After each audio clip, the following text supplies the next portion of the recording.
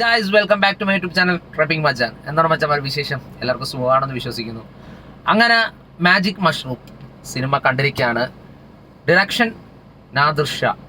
പിന്നെ ഇത് എഴുതിയിരിക്കുന്നത് ആകാശ് ദേവ് എന്ന് പറഞ്ഞ പുള്ളിയാണ്. ഇതിനകത്ത് അഭിനയിച്ചിരിക്കുന്നത് വിഷ്ണു ഉണ്ണികൃഷ്ണൻ, പിന്നെ അതുപോലെ തന്നെ നമ്മുടെ ഹരിശ്രീ അശോകൻ, പിന്നെ ജാഫർ ഇടുക്കി, അങ്ങനെ ഒരുപാട് പേര്. പിന്നെ നത്തെന്ന് പറഞ്ഞ നമ്മുടെ ബിബിൻ വിനു, അങ്ങനെ പുള്ളി, പിന്നെ ഒരുപാട് പേരുണ്ട് കേട്ടോ. അപ്പം സിനിമ എങ്ങനെ ഉണ്ട് എന്ന് ചോദിച്ചു കഴിഞ്ഞാൽ എനിക്ക് സത്യം പറഞ്ഞാൽ കണക്റ്റ് ആയില്ലെന്ന് പറഞ്ഞാൽ ഒട്ടും വർക്കായില്ലെന്ന് തന്നെ പറയാം. അത് എന്തുകൊണ്ടെന്ന് വെച്ച് കഴിഞ്ഞാൽ അവരിനകത്ത് പറഞ്ഞിരിക്കുന്ന ഫാമിലി ഫാന്റസി കോമഡി മൂവി എന്നാണ്. ഇതിനകത്ത് കോമഡി ഇല്ല, ഫാമിലി പരമായിട്ടൊന്നുമില്ല, ഫാന്റസി ഇല്ല. ഈ സംഭവം ഇതിനകത്ത് അതിന് ഒന്നുമില്ല. ഞാൻ ഇത് എന്താ പറയുന്ന ഈ നാദിർ ഷാ പിന്നെ വിഷ്ണു ഉണ്ണികൃഷ്ണൻ ആ ഒരു കൂട്ടുകെട്ട് എന്ന് പറയുമ്പോൾ നമ്മൾ കട്ടപ്പനയിൽ ഋതിക് റോഷൻ അത്രയും പോലെ വരത്തില്ലെങ്കിലും ആ ഒരു തലത്തിലൊക്കെ ഏകദേശം വരുന്നൊരു കോമഡിയും വർക്കാകുന്ന കുറച്ച് കോമഡിയും കാര്യങ്ങളെല്ലാം കാണുമെന്ന് വിചാരിച്ചാണ് കയറിയത്. പക്ഷേ സംഭവം അതുമായിട്ട് നോക്കുമ്പോൾ ഇതിനകത്ത് ഒന്നുമില്ല കാര്യം. കാരണം ആ ഒരു പുള്ളി ഇപ്പോഴും മറ്റേ കട്ടപ്പനയിലെ ഋതിക് റോഷൻ സിനിമയിലെ ആ ഒരു സംഭവവും കാര്യങ്ങളും തന്നെയാണ് ഇതിനകത്ത് കൊണ്ടുവന്നിരിക്കുന്നത്. ആ ഒരു കോമഡി തന്നെ വീണ്ടും ഇതിനകത്ത് കൊണ്ടുവന്ന ആ ഒരു സ്ലാങ് കാര്യങ്ങൾ. പിന്നെ എനിക്ക് തോന്നുന്നു കോട്ടയം ഇടുക്കി എന്തോ ആ ഭാഗത്തെങ്ങാണ്ടാണ് ലൊക്കേഷനും തോന്നുന്നു. അപ്പം ആ ഒരു സ്ലാങ്, അവിടുത്തെ കുറച്ച് സംഭവങ്ങൾ, ആ ഒരു രീതിയിലാണ് കഥ പറയുന്നത്. ഒരു 2-2.5 മണിക്കൂറാണ് സിനിമ ഉള്ളത്.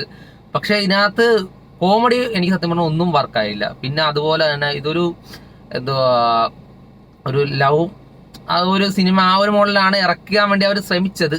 ഒരു പ്രേമം എന്നൊക്കെ പറയുമ്പം അത്യാവശ്യം ഒരു ലോജിക്ക് തോന്നുന്ന ഒരു പ്രേമമെങ്കിലാണ്. ഇത് ഒരുമാതിരി ഒരു ഇൻട്രോവേർട്ടായിട്ടുള്ളൊരു പെണ്ണ്, ആ പെണ്ണെ അളിയൻ അറിയാതെ വന്ന് സ്നേഹിച്ച് പോണ്.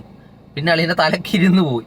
പിന്നെ അളിയനും അത് വിടാൻ പറ്റുന്നില്ല. പക്ഷെ ആ ഒരു ഇപ്പൊ ലവ് ട്രാക്ക് എന്നൊക്കെ പറയുമ്പോൾ തന്നെ എന്തുവാ നമുക്കും തന്നെ ചെറുതായിട്ട് ജസ്റ്റ് ഫീൽ ചെയ്യണം. അല്ലെങ്കിൽ ഒരു സിനിമ നമുക്ക് അത് കാണുമ്പം ആ കൊള്ളാം എന്നുള്ളൊരു ഇത് തോന്നണം. ഇത് അതൊന്നുമില്ല. ഇത് ഞാൻ പറഞ്ഞില്ല, ഒരു ഇൻട്രോവേർട്ടായിട്ടൊരു പെണ്ണ്, ആ പെണ്ണ ആദ്യം ഒരു പെണ്ണ് തേച്ചിട്ട് രണ്ടാമത് ഈ പെണ്ണെ സ്നേഹിക്കുന്നതാണ് കഥ.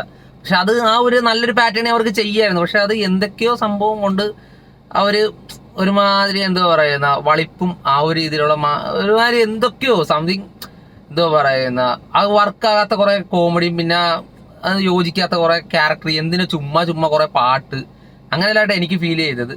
എനിക്ക് ഈ പടം ഒട്ടും വർക്കായില്ല ഗൈസ്, സീരിയസ്ലി ഞാൻ പറയാം. അപ്പം നിങ്ങൾ കണ്ടവരാണ് നിങ്ങളുടെ അഭിപ്രായം പറ.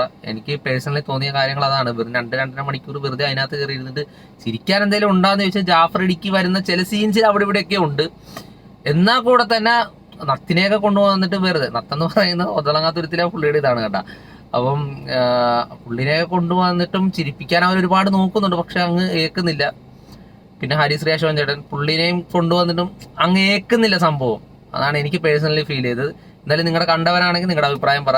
എന്നിട്ട് നിങ്ങളുടെ അഭിപ്രായം എന്തായാലും കമന്റ് വന്ന് പറ. അപ്പൊ എന്തായാലും അടുത്ത സിനിമയുടെ റിവ്യൂ ആയിട്ട് വരുന്നൊരു ബൈ.